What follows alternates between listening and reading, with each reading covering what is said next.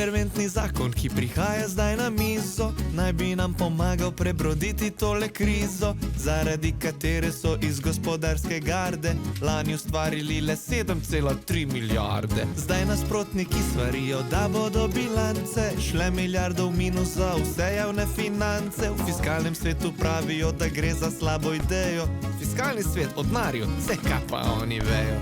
Komu pa še ta razvojna kapica? Pravijo, da vpliva na vsakega, je pa res na enim pa še malo bolj, predvsem pa tistim, ki imajo dovolj. Za večino s tem zakonom ne bo nič drugače, razen tistih, ki imate 7 jurjev plače. Tile mesečno par jurjev več lahko dobijo, končno bo nekdo skrbel za tiste, ki trpijo. Če pa niste tak visoko na plačilni listi, pol pa tudi prihranki mesečni niso čist isti. Za vse ostale 23 evrov več ostane, če trgovci znižajo tudi končne cene hrane. Ja, to pa vemo, da trgovci najraje počnejo, cene zaokrožijo nadol, samo če smejo.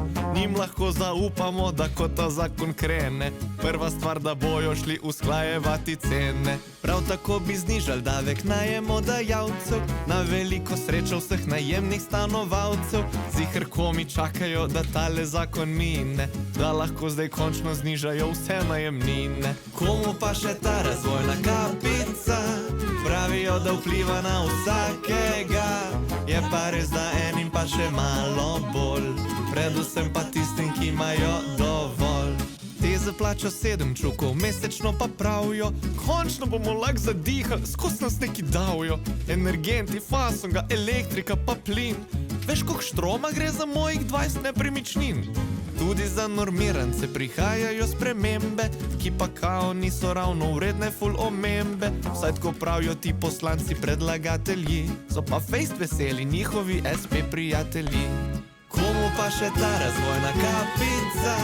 Pravijo, da vpliva na vsakega, je pa res da enim pa še malo bolj, predvsem pa tistim, ki imajo dovolj.